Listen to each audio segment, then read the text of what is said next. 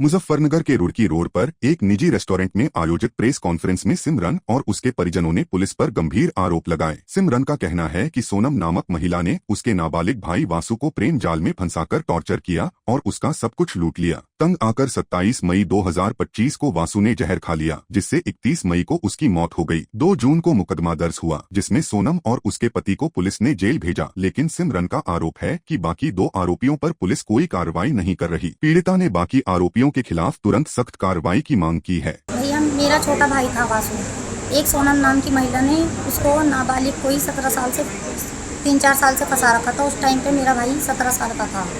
इन लोगों ने पैसों के लालच में उसको फंसाया। इस साजिश में इसके देवर और जेठ भी शामिल थे और इसका हस्बैंड भी शामिल था। जब हमें इस चीज़ की सूचना मिली तो हमने इन लोगों को बोला कि तुम इस बच्चे के साथ में क्या कर रहे हो। इन्होंने हमसे बोला कि हमने पैसे ऐंठने के लिए ही इसे फंसाया था और ना तो अब हम तुम्हारे पैसे देंगे और जाओ जाकर जहर खा लो। इसके बाद में सोनम ने मेरे भाई को झूठे बलात्कार के केस में फंसाने की भी बात कही वासु को कि मैं तुझे झूठे बलात्कार के केस में फंसा दूंगी और तेरे परिवार वालों की ऐसी हालत कर दूंगी कि तू सोच भी नहीं सकता। जिससे उसका मानसिक और शारीरिक शोषण सोनम कर रही थी, जिस कारण उसने 27 तारीख को जहर खा लिया। बेगराजपुर मेडिकल में जब हमने उसे एडमिट किया तो वहाँ पे उसकी 31 तारीख को मौत हो गई। उसके बाद भी हमने शुरू से ही पुलिस को हर चीज़ की सूचना दी। हमें पुलिस की तरफ से कोई सहायता नहीं दी गई।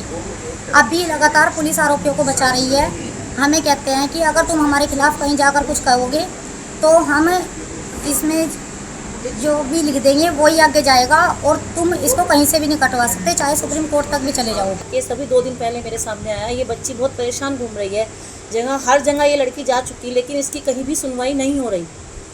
तो हमारी ट्रस्ट और हमारा संयुक्त हिंदू मोर्चा इस बच्ची के साथ है। जहाँ तक हम इसके इंसाफ के लिए हम हर जगह का दरवाज़ा खटखटाएंगे और इस बच्ची को इंसाफ मिलना चाहिए। मुजफ्फरनगर के चरथावल कस्बे में यूरिया खाद की किल्लत ने हंगामा मचा दिया। खाद गोदाम पर सैकड़ों किसानों का सैलाब उमड़ पड़ा। यूरिया लेने की होड़ में कई किसान आपस में भिड़ गए, जिससे अफरा तफरी मच गई। सूचना मिलते ही चरथावल पुलिस मौके पर पहुंची और स्थिति को नियंत्रित किया। किसानों का आरोप है कि खाद का वितरण अनियमित है, जिससे उनकी फसलें प्रभावित हो रही हैं। पुलिस ने समझा बुझाकर हंगामा शांत कराया और वितरण शुरू करवाया।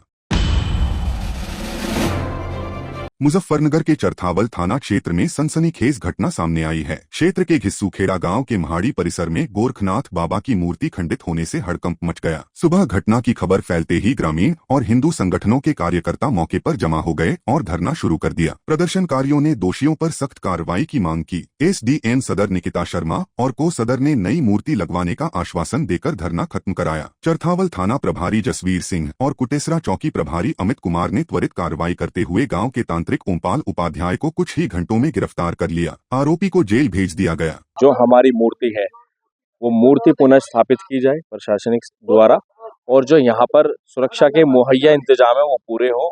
इन्हीं मांगों के साथ हम सब यहाँ धरने पर बैठे थे। हमें तो सिर्फ इतना पता है कि हमें 24 घंटे के अंदर अंदर मूर्ति चाहिए। अगर हमें मूर्ति ना मिली 24 घंटे के अंदर तो हम सड़कों पर उतारू हो जाएंगे, थाने का घेराव करेंगे। शासन प्रशासन की जिम्मेदारी होगी, अगली जिम्मेदारी की। हमें और कुछ नहीं चाहिए। में इस तरह की तो पहली घटना संज्ञान में आई है। हमारे क्षेत्र में इस तरह की घटना नहीं हुई है और इसके आगे भी सुरक्षा व्यवस्था को और सुदृढ़ करा जाएगा। लोगों में थोड़ी नाराजगी है तो उन्हें समझाया गया है। वो पुलिस के आश्वासन से संतुष्ट है कि पुलिस कार्रवाई कर रही है। लोगों द्वारा ये भी कहा गया है कि पुलिस पेट्रोलिंग होती है, इस तरह की कोई शिकायत नहीं है पुलिस को। और तो लोगों का सहयोग है, इस तरह का नहीं है। कुछ मांग है मूर्ति स्थापित करने की तो प्रशासन के लोग हैं वो इसमें कार्य कराएंगे। मुजफ्फरनगर पुलिस ने अपराधियों पर डबल स्ट्राइक की। थाना भौराकला पुलिस और एसओजी की संयुक्त टीम ने कुरावा रोड पर डकैती की साजिश रच रहे 5 शातिरों को मुठभेड़ में पकड़ा। इनमें 25 से 25 हजार के इनामी वकील उर्फ काला और शाहबाज शामिल हैं। पुलिस पर फायरिंग करने वाले इन बदमाशों को आत्मरक्षा में की गई जवाबी फायरिंग में 4 घायल हुए, जबकि एक को कॉम्बिंग में पकड़ा गया। इनके पास से 5 तमंचे, 6 जिंदा कारतूस, 2 भैंस, 1 टाटा पिकअप और 1 बिना नंबर प्लेट की कार बरामद हुई। पूछताछ में वकील ने कबूल किया कि उनका गैंगमेट शामली रोड से भैंस चोरी कर पशु मेलों में बेचता था। दूसरी ओर मीरापुर पुलिस ने एटीएम कार्ड बदलकर ठगी करने वाले 4 शातिरों को मुठभेड़ में धर दबोचा। इनमें 25,000 का इनामी बिट्टू भी घायल हुआ। इनके पास से 1 तमंचा, 3 चाकू और बिना नंबर प्लेट की बलेनो कार बरामद हुई। बिट्टू ने कबूल किया कि उसने मार्च 2024 में 75,000 की ठगी की थी। जनपद मुजफ्फरनगर में श्रीमान एसएसपी महोदय के नेतृत्व में लगातार अपराध और अपराधियों के विरुद्ध कठोर कार्रवाई करने का अभियान चल रहा है। इसी क्रम में कल मुजफ्फरनगर जनपद में 2 थाना क्षेत्रों में पुलिस मुठभेड़ हुई है। एक थाना मीरापुर में, एक थाना भौराकला में। दोनों पुलिस मुठभेड़ में टोटल 9 अभियुक्त गिरफ्तार किए गए हैं, जिनमें से 5 अभियुक्त जो है गोली लगने से घायल हुए हैं। इन 9 अभियुक्तों में से 3 अभियुक्त जो है 25,000 रुपए के 25,000 रुपए के इनामिया थे। ये सभी लोग जो है वांछित चल रहे थे। थाना मीरापुर से जो 4 अभियुक्त गिरफ्तार किए गए हैं, ये चारों जो है जनपद हिसार हरियाणा के रहने वाले हैं। चोरी के बेसिकली एटीएम फ्रॉड करते हैं कि जहाँ पे जो बोले वाले लोग कुछ एटीएम से पैसा निकलवाने जा रहे होते हैं, उनका एटीएम कार्ड बदल के, उनका एटीएम कार्ड लेकर के, उनका पिन प्राप्त करके उनके एटीएम से पैसे निकलवा लेते हैं। इसके ऊपर 18 से 20 मुकदमे हरियाणा, राजस्थान, पंजाब, राजस्थान, हरियाणा ऐसे विभिन्न राज्यों में इसके ऊपर मुकदमे दर्ज हैं। इनको कल जो है गिरफ्तार किया गया।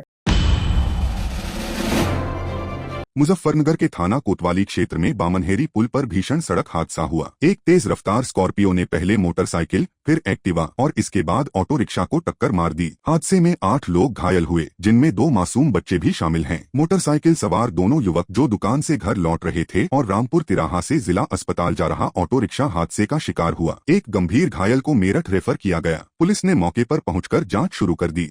ये जो रेल का पुल है, इनमें इसमें काली सी गाड़ी आई है। अच्छा, पहले तो एक स्कूटरी वाले के ऊपर चढ़ाई दी, एक फिर मोटरसाइकिल के ऊपर, फिर हम टेम्पो में बैठे तो उसमें टक्कर मार दी, टेम्पो पर लेके गया। ये इमरजेंसी में एडमिट करी तो वो कह रहे हैं आधार कार्ड लाओ। अब इनका सामान का नहीं पता, आधार कार्ड कहाँ से लाए, नु बताओ। बिना आधार कार्ड कहाँ से ला के दे सामान इमरजेंसी में, कह रहे दिक्कत होगी, कुछ बात होगी तो तुम जिम्मेदार हो गए। अब इसके जिम्मेदार हम हो गए, ये हो गए। आईडी प्रूफ का पता नहीं है, पहले एडमिट करने से पहले आईडी दो इनको, आईडी वगैरह सब इनके साथ में थी। ये एडमिट करने के लिए ला रहे थे और रास्ते में इनके साथ ये बात हुई है।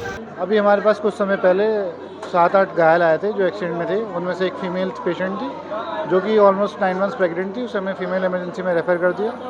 जो घायल आए थे उनमें से एक बच्चा था जिसकी काफ़ी चोट थी और 2 मरीज़ और थे जो काफ़ी बुरी तरह से घायल थे। बाकी लोग की जो चोटें थी वो इतनी मृत्यु वाली जनक नहीं थी कि उनको इमरजेंसी या फिर आईसीयू वगैरह में भर्ती कराया जाए। मुजफ्फरनगर में समाजवादी पार्टी के जिला कार्यालय पर बुधवार को पीडीए पंचायत का जोरदार आयोजन हुआ। समाजवादी बाबा साहब भीमराव अंबेडकर वाहिनी के राष्ट्रीय अध्यक्ष मिठाई लाल भारती ने बीजेपी और आरएसएस पर निशाना साधते हुए कहा कि उनकी विचारधारा पिछड़ा, दलित और अल्पसंख्यक विरोधी है। उन्होंने अखिलेश यादव को संविधान और पीडीए के अधिकारों की लड़ाई का मजबूत योद्धा बताया। भारती ने दलितों से सपा के साथ तनमन से जुड़ने की अपील की। चरथावल विधायक पंकज मलिक ने कहा कि सपा हर दलित वर्ग की आवाज है। नेपाल सिंह एडवोकेट और विनोद तेजियान ने 2024 की जीत का जिक्र करते हुए 2027 में सपा की बहुमत सरकार बनाने का आह्वान किया। समाजवादी पार्टी के राष्ट्रीय अध्यक्ष हम सब के नेता आदरणीय अखिलेश यादव जी के निर्देश पर पूरे प्रदेश में पीडीए जन चौपाल कार्यक्रम आयोजित है। उसी पीडीए जन चौपाल कार्यक्रम के तहत कल सहारनपुर में था, आज मैं मुजफ्फरनगर में हूँ और अम्बेडकर वाहिनी के तमाम साथियों ने, जिम्मेदार साथियों ने और खासतौर से अम्बेडकर वाहिनी के जिला अध्यक्ष ये हमारे प्रधान जी हैं नेपाल सिंह प्रधान जी ने आयोजित कार्यक्रम किया। पूजा अम्बेडकर जी आज है समाजवादी पार्टी ज्वाइन की, इन लोगों के देख रेख में आज कार्यक्रम हुआ।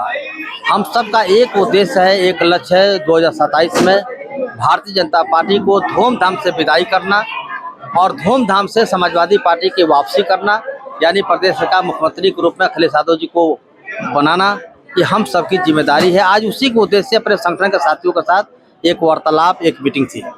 माननीय अखिलेश यादव जी की नीतियों से प्रभावित होकर मैंने ये पार्टी ज्वाइन की है और पार्टी जो मुझे जिम्मेदारी देगी मैं उसको पूर्ण श्रद्धा से निभाऊंगी। भारतीय किसान यूनियन के राष्ट्रीय प्रवक्ता राकेश टिकैत प्रयागराज पहुंचे हैं। इस दौरान उन्होंने हिंदी भाषा विवाद पर अपनी प्रतिक्रिया देते हुए कहा है कि इसका पूरे देश में विरोध है और वहां का जो परिवार है इस तरह के विवादों में वो पहले भी रहा है। उन्हें पूरे देश में घूमना चाहिए। वो मुंबई के लीडर नहीं है। बाला साहब ठाकरे का बड़ा नाम था। वहीं उन्होंने कांवड़ यात्रा और विद्यालय मर्ज करने को लेकर भी बयान दिया है। उसका पूरे देश में उसका विरोध है और जो वहाँ का जो परिवार है इस तरह के पहले भी विवादों में रहा है। उनको पूरा देश में घूमना चाहिए। वे मुंबई के लीडर नहीं है, उनको पूरे देश में जाना चाहिए। बाला साहब ठाकरे का बड़ा एक नाम था। ये विवाद बहुत पहले खत्म हो गया था, भाषा विवाद। अब इन्होंने पिछले 4-5 दिन से फिर शुरुआत करा है तो उसका गलत मैसेज जा रहा है। कोई मराठी का या किसी का विरोध नहीं करता, कोई तमिल का कन्नड़ का विरोध नहीं करता। वो उसकी मातृभाषा है, वो अपनी मातृभाषा को बोल लेगा। विद्यालय मर्ज करना गलत चीजें हैं। उन बच्चों को क्या अनपढ़ बना के लेबर में काम करवाना उनसे, और खास करके जो गरीब आदमी है गांव पे, वो उन विद्यालयों में पढ़ता है।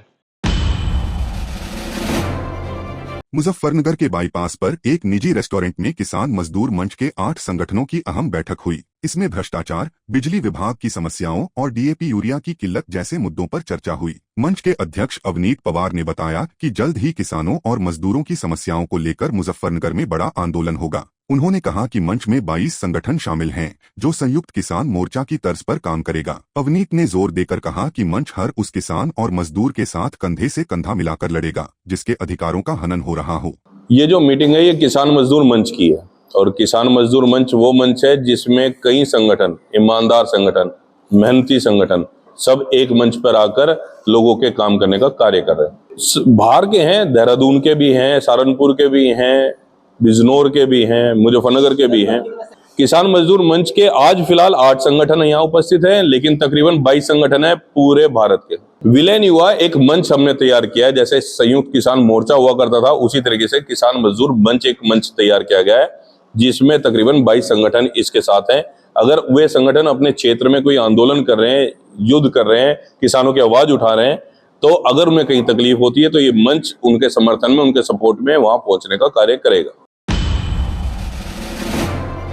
मुजफ्फरनगर के जिला कलेक्ट्रेट पर महिला आंगनबाड़ी कर्मचारी संघ ने जोरदार धरना प्रदर्शन किया। अध्यक्ष कृष्ण प्रजापति के नेतृत्व में सैकड़ों आंगनबाड़ी कार्यकर्ताओं ने सरकार के खिलाफ नारेबाजी की। उन्होंने ईकेवाईसी और फेस कैप्चर सिस्टम को तुरंत बंद करने और वेतन बढ़ाने की मांग की। कार्यकर्ताओं ने कहा कि सरकार हर दिन नया काम थोप रही है, लेकिन वेतन में कोई बढ़ोतरी नहीं हो रही। उन्होंने चेतावनी दी कि अगर मांगे नहीं मानी गयी तो 2027 के चुनाव में सरकार को भारी खामियाजा भुगतना पड़ेगा। हम हर महीने समस्याओं को लेकर सरकार के साथ जूझते हैं। सरकार गूंगी और बहरी हो रही है, हम महिलाओं की बात नहीं सुन रही है। शायद सरकार सोच रही है कि ये तो महिलाएं हमारा क्या करेंगी, लेकिन सारी पावर पूरे परिवार की, अपने एरिया की महिलाओं के हाथ में होती है। अगर शीघ्र ही हमारी आज जो मांगे हैं हमारी सरकार पूरा नहीं करती है, तो आने वाले 2027 के चुनाव में भाजपा को अब इसका भुगतान करना पड़ेगा। मुजफ्फरनगर के जिला कलेक्ट्रेट पर बुधवार को Uttar Pradesh Uttarakhand medical and sales representative association ने दवाओं और चिकित्सा उपकरणों पर 0 जीएसटी की मांग को लेकर जोरदार प्रदर्शन किया। वित्त मंत्री निर्मला सीतारमण के नाम सौंपे गए ज्ञापन में कहा गया कि 18% तक की जीएसटी और दवाओं की बढ़ती कीमतों ने आम जनता को गंभीर वित्तीय संकट में डाल दिया है। एसोसिएशन ने 29 सूत्रीय मांगों के साथ जीएसटी नीतियों में तुरंत बदलाव की मांग की। हमारी जो मुख्य मांगे हैं उसमें जैसे सरकार अभी 4 जो लेबर संहिताएं लेके आ रही है, इसमें पुराने लेबर कानूनों को सब कुछ चेंज करने वाले नए लेके आ रही है, उसका हम आज विरोध कर रहे हैं। साथ ही सरकारी अस्पतालों में मेडिकल रिप्रेजेंटेटिव की एंट्री पर रोक लगाई गई है, जबकि सरकार के द्वारा हमें एक अधिकार दिया गया कि हम किसी भी रजिस्टर्ड डॉक्टर को, चाहे वो कहीं भी बैठा हो, उसको जाके अपनी दवाइयों का प्रमोशन कर सकते हैं। तो उसी के संदर्भ में हम लोग आज यहाँ पे आए थे और अभी हमने ज्ञापन दिया है। मुजफ्फरनगर के स्टेडियम के पास बिजली घर पर बिजली कर्मचारियों और कार्यकर्ताओं ने निजीकरण के खिलाफ जो जोरदार धरना प्रदर्शन किया। पावर कॉरपोरेशन के चेयरमैन के खिलाफ नारेबाजी करते हुए कार्यकर्ताओं ने आरोप लगाया कि सरकार झूठा घाटा दिखाकर बिजली का निजीकरण कर रही है, जबकि विभाग फायदे में है। उन्होंने कहा कि ये सब कॉरपोरेट घरानों को फायदा पहुंचाने की साजिश है। प्रदर्शनकारियों ने चेतावनी दी कि अगर निजीकरण की प्रक्रिया नहीं रोकी गई तो उनका आंदोलन और तेज होगा और वो किसी भी कीमत पर निजीकरण नहीं होने देंगे। यूपी में, उत्तर प्रदेश में 42 जिलों का निजीकरण करने का जो सरकार का मंसूबा है, उसके विरोध में हमारा निजीकरण के विरोध में हमारा धरना प्रदर्शन चल रहा है। और आज वैसे भी पूरे भारत में 9 जुलाई को पूरे प्रदेश भारत में एक हड़ताल का नोटिस दिया हुआ था, जो उत्तर प्रदेश के निजीकरण के विरोध में है। तो पूरे भारत के कुछ जो संगठन हैं वे भी हमारे साथ हड़ताल में हैं, और हम आज कार्य बहिष्कार के साथ जो है विरोध सभा के रूप में यहाँ मुजफ्फरनगर में विरोध सभा कर रहे हैं। मुजफ्फरनगर के जिला कलेक्ट्रेट पर बुधवार को भारतीय कम्युनिस्ट पार्टी के कार्यकर्ताओं और पदाधिकारियों ने सरकार की मजदूर विरोधी नीतियों के खिलाफ जोरदार धरना प्रदर्शन किया। भाकपा ने सरकार पर मजदूरों के अधिकार छीनने का गंभीर आरोप लगाया। उनकी मांग है कि मजदूरों को तुरंत न्यूनतम मजदूरी दी जाए और श्रम कानूनों में बदलाव रोके जाएं। कार्यकर्ताओं ने कड़ा रुख अपनाते हुए चेतावनी दी कि अगर उनकी मांगे नहीं मानी गईं तो देश भर में उग्र आंदोलन छेड़ा जाएगा। ये जो है हमारी मांगे ये हैं, जो सरकार की नीतियां हैं मजदूर विरोधी, जो जन विरोधी नीतियां जो हैं, जो हमारे श्रमिक संगठन हैं, उनके समर्थन में पार्टी आज यहाँ धरना प्रदर्शन पे आई है। उनकी जो भी उचित मांग है हम जिलाधिकारी महोदय के माध्यम से राष्ट्रपति महोदय को ये ज्ञापन प्रस्तुत कर रहे हैं। केंद्रीय मंत्री चिराग पासवान ने बिहार में युवा आयोग के गठन और सरकारी नौकरियों में 35% महिला आरक्षण के फैसले की तारीफ की। उन्होंने कहा कि यह ऐतिहासिक कदम है। बिहार युवा प्रदेश है और यह मेरी लंबे समय की मांग थी। सही समय पर सही फैसला। चिराग ने सीएम नीतीश कुमार का आभार जताया। महागठबंधन के बिहार बंद पर तंज कसते हुए बोले कि ये लोग हर संवैधानिक व्यवस्था का विरोध करते हैं, हार का बहाना ढूंढ रहे हैं। मैं इन दोनों फैसले का मैं स्वागत करता हूं और मुख्यमंत्री नीतीश कुमार जी का मैं हृदय से आभार प्रकट करता हूं, उनका धन्यवाद करता हूं, बिहार सरकार का धन्यवाद करता हूं। ये एक ऐतिहासिक फैसला है। भारत एक युवा देश है, मेरा प्रदेश बिहार एक युवा प्रदेश है। एक बड़ी आबादी बिहार में युवाओं की है और लंबे समय से मेरी ये मांग रही थी कि बिहार में युवा आयोग का गठन होना चाहिए। मुझे लगता है सही समय पर लिया गया ये सही फैसला है। एक तरफ जब हम देश को एक विकसित देश बनाने की बात करते हैं, देश विकसित तब बनेगा जब बिहार जैसे राज्य, मेरा प्रदेश जब विकसित बनेगा। ऐसे में उसको विकसित बनाने के लिए युवाओं की एक अहम भूमिका है। बट अफसोस ये होता है कि पलायन की वजह से युवा हमारे प्रदेश को छोड़कर दूसरे प्रदेशों में, दूसरे देशों में जाने के लिए मजबूर हो रहे हैं। मैं मानता हूँ कि इस युवा आयोग के गठन से एक ऐसी व्यवस्था तैयार होगी जहाँ पे युवा अपनी समस्या के साथ जाएंगे और समाधान लेकर वापस आएंगे। हावड़ा के नरसिंह दत्त कॉलेज में रैगिंग की घटना के खिलाफ एसएफआई छात्र संगठन ने जोरदार प्रदर्शन किया। मंगलवार को कॉलेज के सामने जुलूस निकाल रहे छात्रों को पुलिस ने रोका तो धक्का मुक्की शुरू हो गई। एसएफआई ने आरोप लगाया कि एक तृणमूल समर्थक ने सीएम ममता बनर्जी का पुतला जलाने से रोकने के लिए उसे लेकर भाग गया। प्रदर्शनकारियों की गिरफ्तारी की कोशिश से तनाव और बढ़ा, जिसके बाद पुलिस के साथ झड़प हुई। स्थिति तनावपूर्ण बनी हुई है। पुलिस मामले की जाँच कर रही है।